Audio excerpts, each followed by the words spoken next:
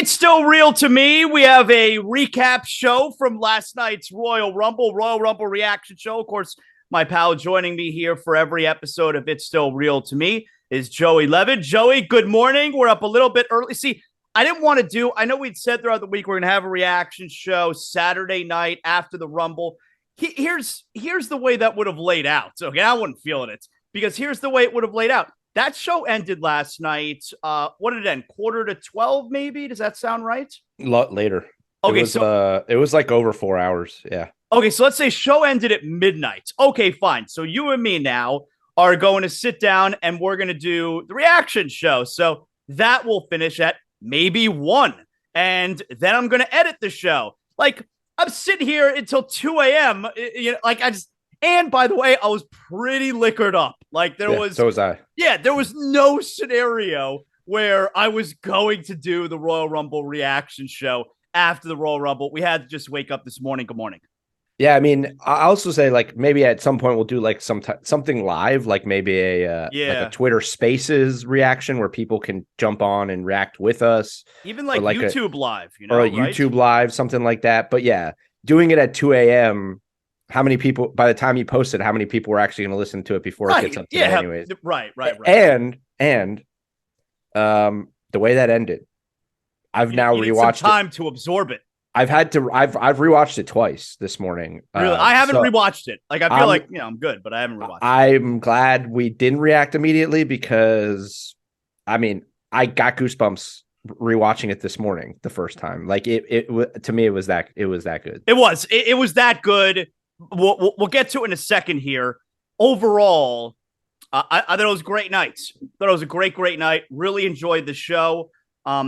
Clearly, the show was about the bloodline, which we knew. But when I say that, I mean, clearly the show was about Roman versus KO, as opposed to, I think going into the show, we thought the big moments were going to take place in the men's Rumble. And that is not the case. And we knew that once they announced that the men's Rumble was kicking off the show, which is fun. I like that. The crowd is super hot from the get-go, so let's get after it, man. Yeah. But once the men's Rumble, is kicking off the show, you also know then that the main event, and I'm not sure if they announced that part, but you knew anyway, that KO and Roman was going to be the main event, and that meant that shit was going to pop off at the end of that match, because you have to end this big of a Royal Rumble with the huge moment or the huge swerve or the huge return, whatever it is. It has to come at the end of this show. So at that point, you kind of knew, all right,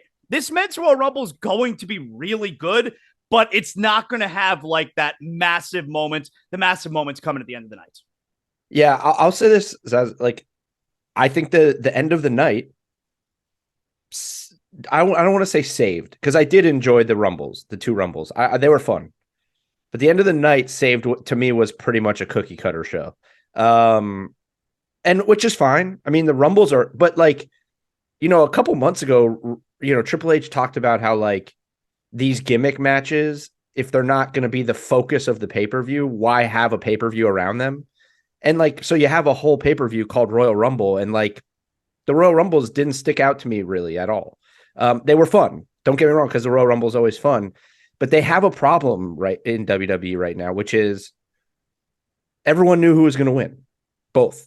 And that makes it less interesting to watch. I mean, if we're being honest, like it just makes it a little less interesting. Well, now that we know how everything played out, I was right on the money with why are we announcing Cody's return? Yeah, yes. Why 100%. did we announce Cody's return? Yes, 100%, because if Cody shows up at 30 and wins the Rumble, it's one of the best all-time Royal Rumble moments. If you didn't know it was coming, it's Cena-esque. We were just waiting for Cody. It's like Cena. Yeah, absolutely. And okay, so I worked myself into a shoot, brother, where, all right, maybe Cody's returning and they're announcing the returning. The only way that I'm finding it acceptable that they're announcing his return is because there's another huge return that they don't want there to be an overshadowing of. And if that's the case, okay, I can live with it. But otherwise, I had a major problem with them announcing Cody. And it turns out I was right. They should have announced it. Yeah, and then the other thing is like if you're gonna do a like I respect Triple H trying to make this a sport, right? More sportish. So they've had the pre-shows for a long time, but like they try to do more on the pre-shows with the predictions and all that, and then the post match. I don't know if you watched the presser. I didn't, but I love the idea that they do press conferences because I do envision this time that I'm going to go with a press pass and I'm going to be a part of it. Well, so real quickly, because we don't have to dive into the presser, but like the presser's great. Yeah. But we can't have people like Rhea Ripley and Bray Wyatt in the presser. We just can't. They have too much of a gimmick, and then they go into the presser and they're just themselves, and it's weird. Like Bray Wyatt having a Mountain Dew pitch black match with a bunch of like supernatural beings coming out, and then he comes out into a press conference and he's just Wyndham Rotunda. Like it's weird to me. Now, on the other hand, Cody Rhodes doing a press conference. Cody's just Cody, and his press conference, go watch it. Okay. Like he tells a story about him and Triple H and like what Triple H told him backstage when he was frustrated at Stardust and how he still sticks with him till today. Cody lives that life. Like this is just him. But anyways, the problem that they had in the pre-show, right, is coming into Saturday night. I think there was 15 people announced for the men's rumble, maybe 16. All this randomly, they just pop up a graphic on the screen. All of a sudden, there's 27 people in the rumble. So now there's only 3 spots. So that tells me 2 things, right? One is, all right, there's probably not going to be a crazy return. There's only 3 spots, right? We had all these guys that maybe could return because at least one legend's going to come back. And then the Bloodline's not in it.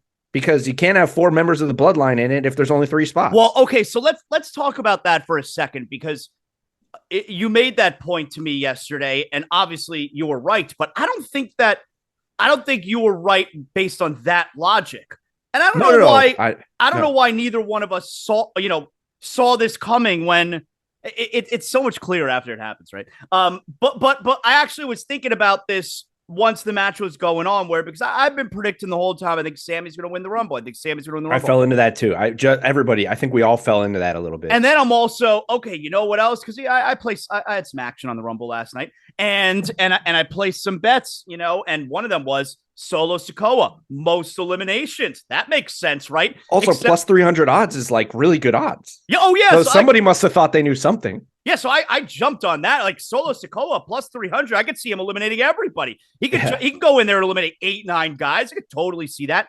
But then once the Rumble's going on, then I said to him, why didn't I see this going into it? Once it's going on, I said to myself, I go, hold up a second.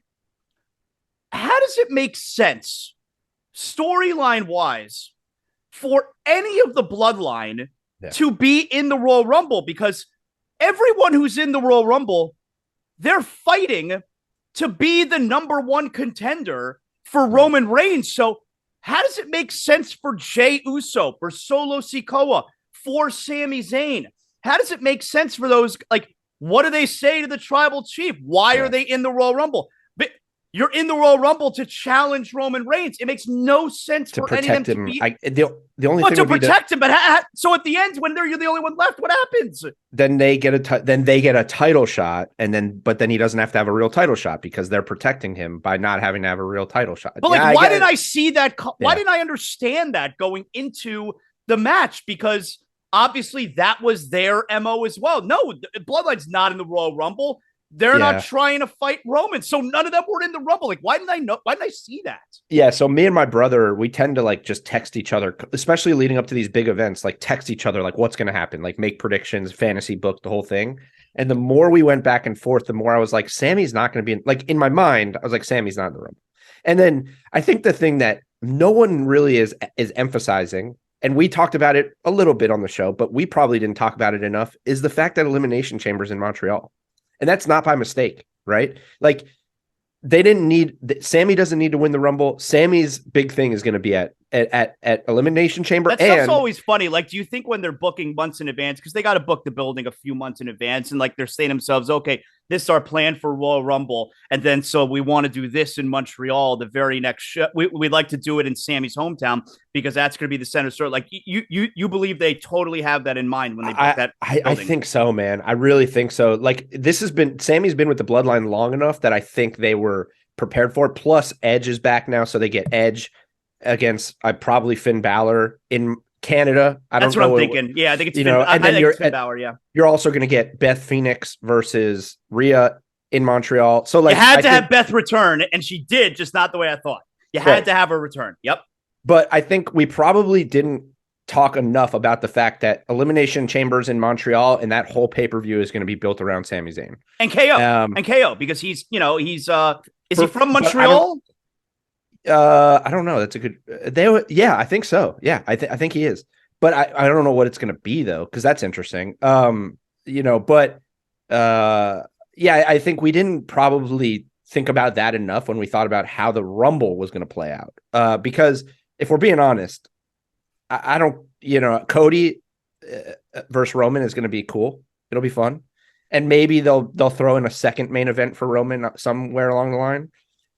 Is anything going to be better than whatever they do with Sammy in Montreal? Like, is there going to be a better crowd all this year, or all time than when Sammy comes out in the main event in Montreal?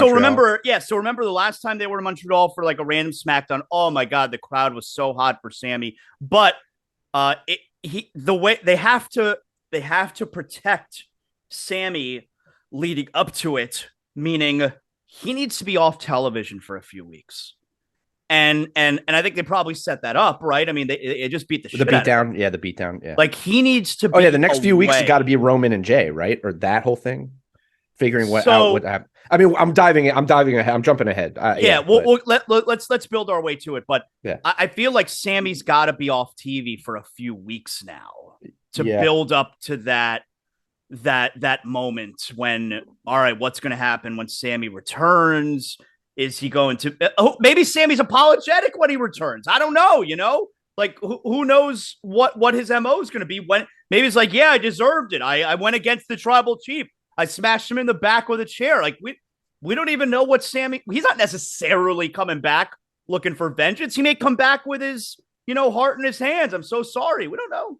Oh yeah. I think, isn't this the beauty of this whole bloodline thing? Yeah. Even going all the way back to Jay and Roman, when this whole thing started. I love that we're back there. I love that that we might be back there at the start. But isn't this the beauty of this whole storyline? Is that we keep thinking we know what's coming and we don't know. We don't. Like I said, I've watched the final segment of last night 3 times now, and I don't know what's next. I don't. It's pretty amazing, and that's what's beautiful about this. Like, this is like not good wrestling. This is great television. Like this is The Wire, Sopranos, Breaking Bad level storytelling television to me. Like what we saw last night, you could put that up against anything on television right now. I jumped off the couch when Sammy smashed him in the back. Like I jumped off the drinking hands. I jumped off the couch, man. And it's amazing where, months ago we would have said, hey, the story, the bloodline, the story into WrestleMania season, which we're here now. The story is, how do we get The Rock involved? The Rock's got to come back. And now we're here. And no, we didn't need The Rock last. Like, it'd be fun if somehow he gets involved. But no, the story is not how do we get The Rock involved. It's what do we do with Sami Zayn? Like, we've replaced The Rock in the biggest story in pro wrestling. We've replaced The Rock with Sami Zayn, and everyone's like good with it, It's amazing. Yeah, and I think and then there was this narrative leading up to last night that was like, Cody was the chalk, right? Yeah. The books had Cody, a lot of people had Cody, but I think there was this narrative leading into last night that if Sammy didn't win the Rumble, it would be underwhelming. And that people would be disappointed. Like if Sammy doesn't win, the fans go home disappointed. No, they shut that down real quick. No, with the way they ended that show. Did you hear that pop when he cracked Roman in the back with the chair? I have that in my notes. One of the loudest pops of all time. And that's amazing considering how over Roman is. Like people love Roman, but not anymore. But people love Roman. They did a good job setting it up that Roman was a piece of shit for the way he was. Oh my God, Sammy he got the FU chance. Yeah. I mean, there's so much to it. I have I kind of like took notes beat by beat of that segment. There's little things in that segment that are just all right. Good. So let's build our way to it. So the men's Royal Rumble. Men's Rumble was fun. I'm annoyed that Cody was announced. It also annoys me that he's number 30. It seems so cheap. At the very least, like, I don't know, do they put him at number 30 because they don't want, because I'm saying, like, all right, he could have been 27, so at least it's not a dead giveaway that he's number 30. But then it's like, do they do that because, all right, if Cody's 27, let's say, then number 30 comes out and it's just like, random dude, do we get the booze? Like you did the 1 year when we wanted Daniel Bryan to be number 30 and it was Rey Mysterio. I think that's it. And then he got booed. Like number 30, it's like the WWE fans' birthright that number 30 needs to be a huge deal. Right. Yeah, so I think that's what it is. I think that's what it is because I think number 29, 28 or 29, it was like 28 was Ricochet, 29 was Braun. I don't know, like Braun and then Ricochet. No, Braun was before that because Ricochet came in to team up with Braun. Yeah, so maybe it was Braun and then it might have been Braun and then Ricochet 20. I don't know. I would say I was a little scared because Logan Paul. Logan Paul was pretty late too. I will say when there was only like 3 guys left, I looked at the graphic to see who wasn't in, and Madcap Moss was on the graphic, and I'm like, no. I was like, don't tell me Madcap Moss is one of these last 3 people. I was like, this is going to be frustrating. And then that must have been the one swerve where they put Madcap on the graphic, and then Logan good swerve. And then they replaced him with Logan Paul, who, by the way, had one of the best spots in Royal Rumble history. Yeah, unbelievable. The crowd is booing the shit out of him like they always do. And it's like this, because, I mean, look, if you're not a pro wrestler, they don't like you. He's a YouTuber. So that's just how the WWE crowd is. And I get it, but he is amazing. And that spot with Ricochet is an all-time spot. I can't believe how he's been doing pro wrestling for like a year. And he just did something with another superstar who might be the only other superstar in the world who can accomplish what they did. I mean, forget about world, maybe in the history of the sport. I mean, come on. What are we? I mean, like, we're talking about a guy who's trained wrestling for like a year and just did a spot that I don't think many people in the history of this sport could do. He's was unbelievable. Incredible. He's incredible. And the crowd hates him, but they leaned into the crowd hating him last night because when everybody jumped him, when he got in the ring, and of course, they are clearly setting up because there have been rumors, hey, is it going to be Cena, Logan Paul? My guess is Cena can't do it because we're getting Seth Rollins, Logan Paul. I think I think they're going to probably do, it feels like Cena's going to do something with Theory, and it's going to be Logan and Rollins. Yeah, we're getting babyface Seth Rollins. That's awesome. Against heel Logan By the way, Paul, that's awesome. Yeah, that is awesome because who can make him more hateable? Like nobody can, because Rollins.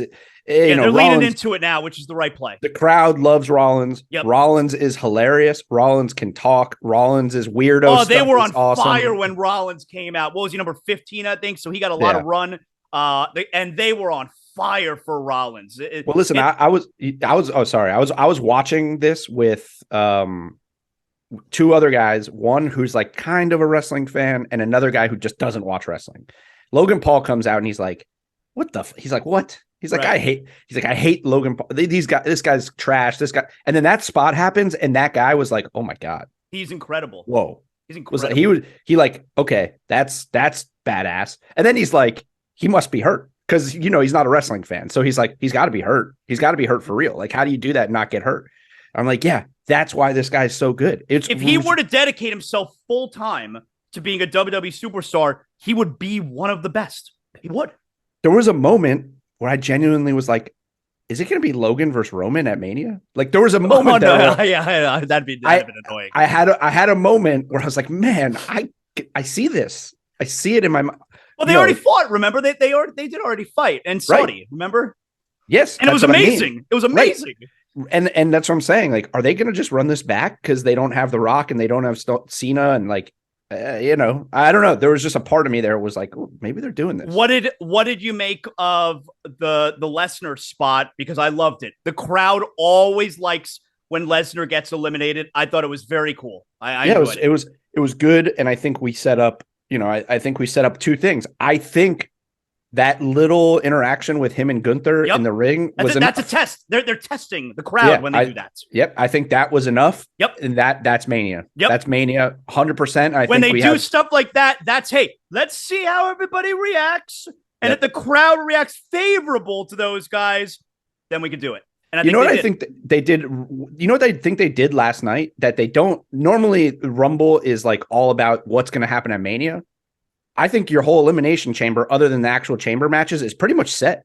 I think the whole card is pretty much set. I mean, because you're going to have Brock and Bobby again. You got to, right?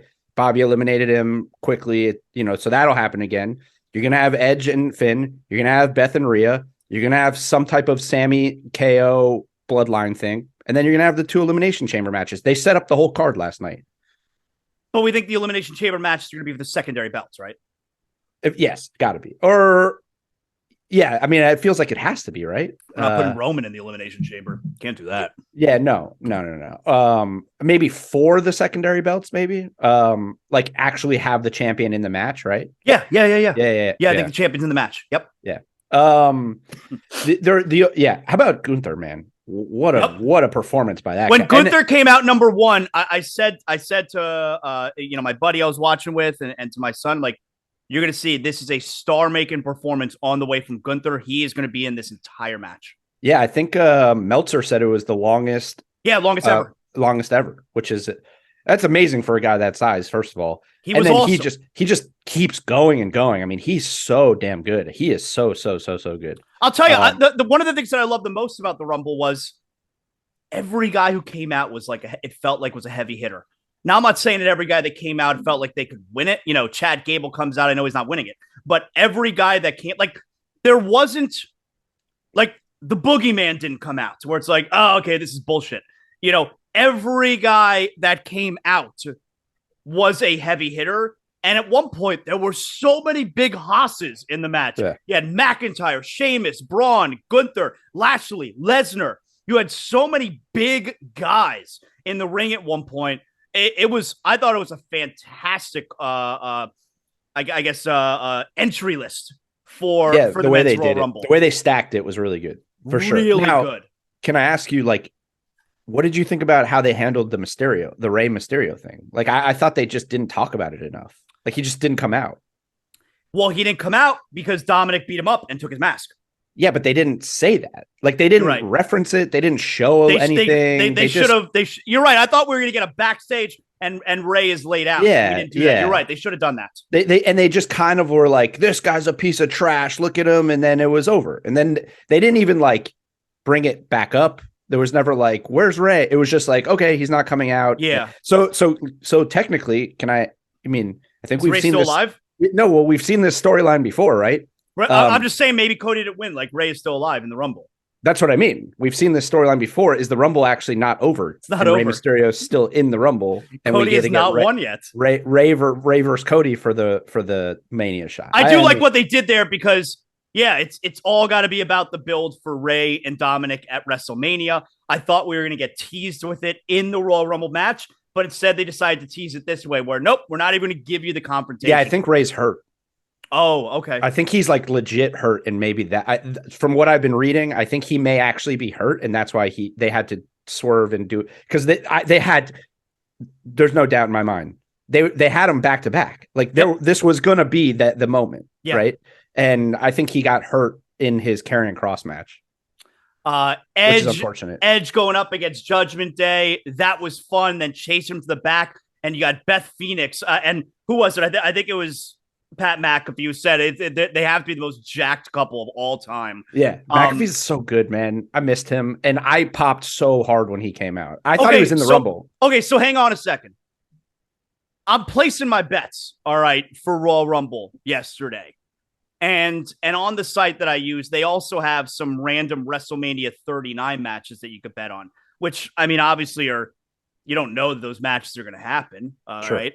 But one of those matches, okay, is Pat McAfee, Corey Graves. And Yep, then I like that. That's cool. But then McAfee, when he comes down to the ring, obviously you got Corey Graves who's annoyed that McAfee is there, and Corey Graves sticks out his hand. McAfee doesn't shake it. Yeah. Yep. Are we getting Corey Graves McAfee at WrestleMania? There's been rumors for a long time that Graves is cleared and that he's going to have a return match. We might be getting Graves McAfee at WrestleMania. That's pretty cool. I like it. I feel like they set it up last night. Fighting for Michael Cole's friendship. a Michael Cole on a pole match? Michael Cole on a pallet above the ring match, or in a cage. Michael Cole in a cage match, like above the ring. Do you have anything else on the men's Rumble? You got anything else? Booker T looked rough. Booker T looked slow. He looked good, but he looked slow. Yeah, he looks slow. I mean, he's old. He's 57. Yeah, I like that he was in it, though. It was cool. I'm glad he was in it. Man, Kofi looked like he got hurt for real. Well, let me tell you something. All right, LA Knight. Tell me. Let me speak to you. Let me talk to you. Yeah. So I'm so over the Kofi Kingston not 2 feet on the ground spot. And I'm glad it got fucked up for the second year in a row. But he looked like he got hurt. It looked like he hit his head on the table. Maybe. I don't know. But I'm so over that spot. I hate it. It was cool for 1 year. You want to do it again a second year? Great. Every year we're doing the Kofi doesn't have his feet on the ground spot. And now 2 years in a row, he's botched it. It's enough already. I'm so over it. And Michael Cole tried his damnedest to save it. Kofi is on the ground with 1 foot lying on top of the chair. And Michael Cole's trying to sell me that Kofi may not be out because he doesn't have both feet on the ground. Get the hell out of here. You're lying on the ground. You're out of the match. All right. Yeah. Get out of here. Yeah. And it's like, I feel like I love Kofi. Everyone loves Kofi. Man, if that's all he's in the Rumble for now still is like, can we give it to somebody who I hate it, like needs some shine? Can we give that spot and Xavier Woods? Like those guys are the NXT champions. Yeah. Tag team champions. Can we give those spots to like someone who needs to set up a storyline? Like, Rumble in large part should be for these others, like for the other guys that aren't going to win. I feel like in large part, Rumble should be used to set up what's going to happen for them next.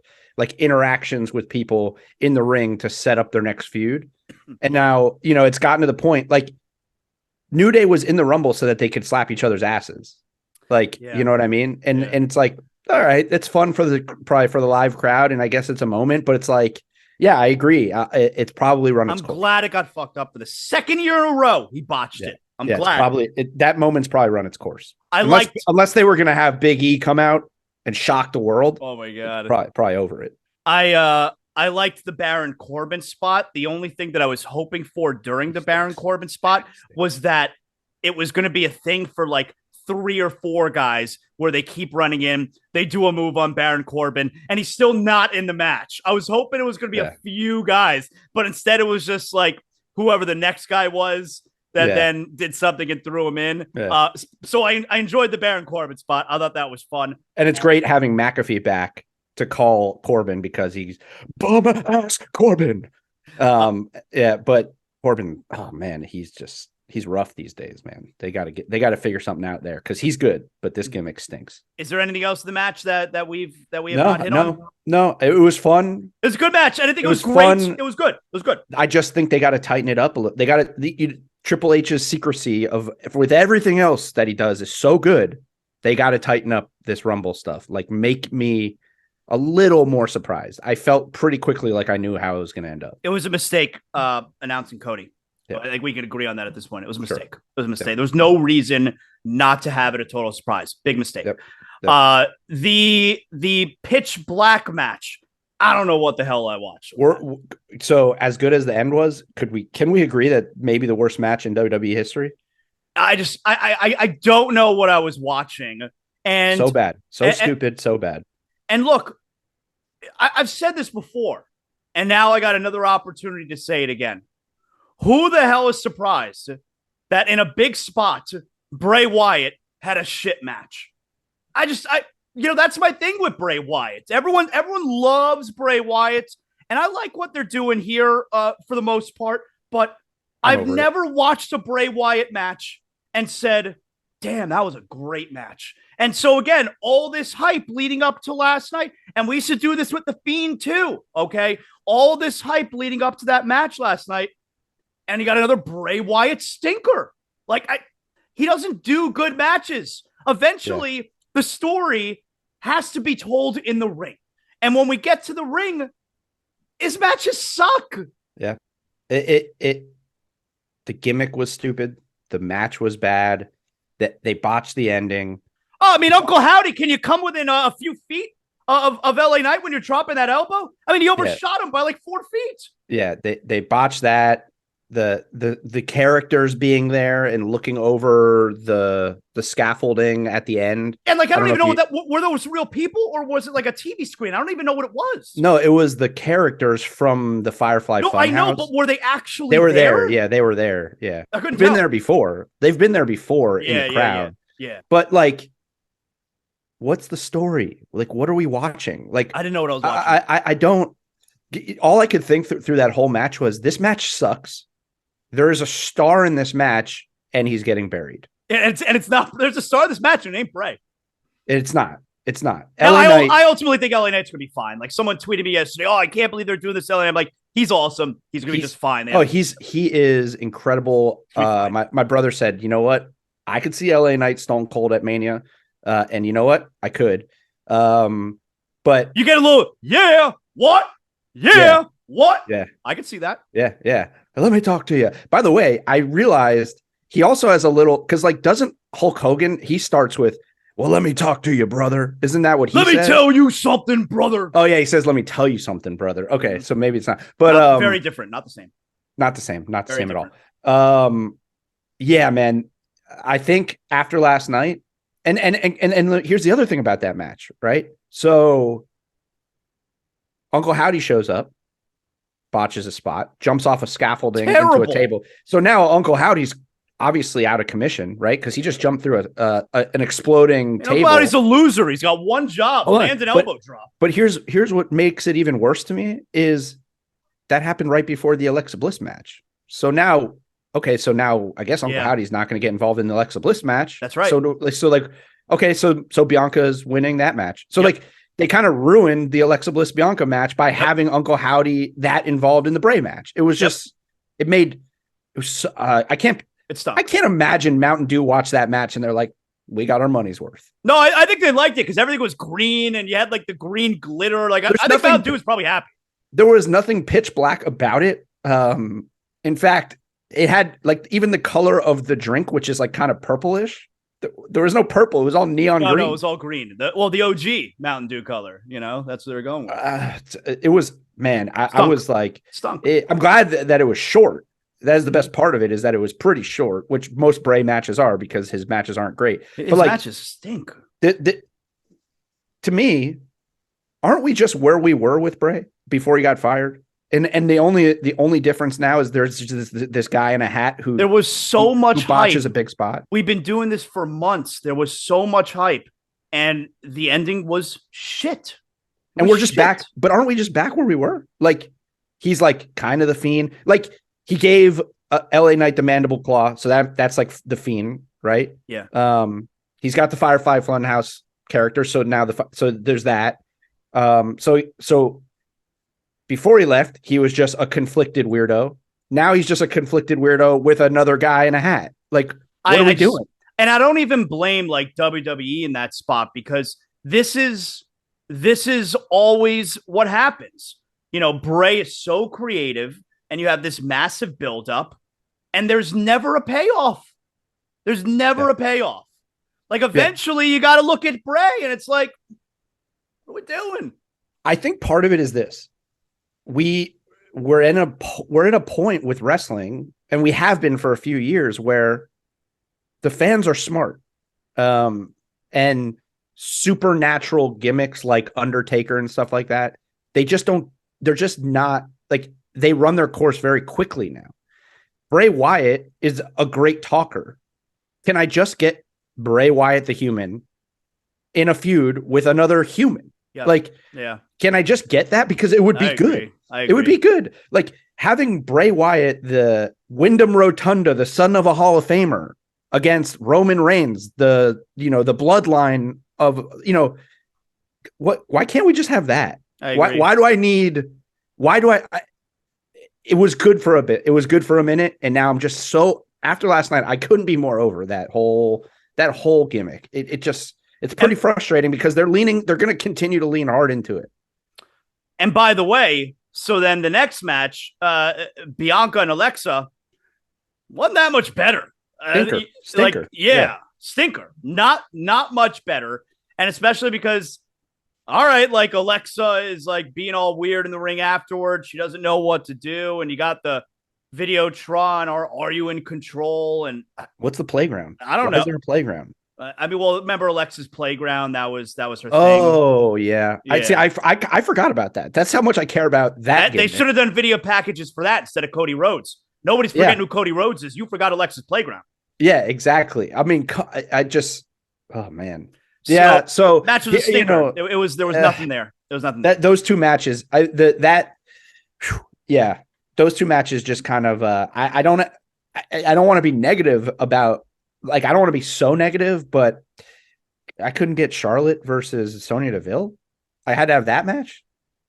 I couldn't have the greatest women's wrestler in the history of women's wrestling. It is kind of weird that the greatest women's wrestler, who is an active wrestler and the champion, was not on the Royal Rumble card. It's kind of weird. In service of continuing a storyline about, and I mean, let's be honest, that match was not about Bianca. That match was. That's what I said going into it. The match was all about Alexa, and we didn't get any kind of payoff. And it was in service to Bray. Like it wasn't like it was about Alexa for Alexa to push Alexa forward. It was, we had 5 matches, and you said at the beginning of the show, this night was about the bloodline. I mean, it was just as much about Bray, but the Bray stuff sucked. Yeah. It just wasn't good. Yeah.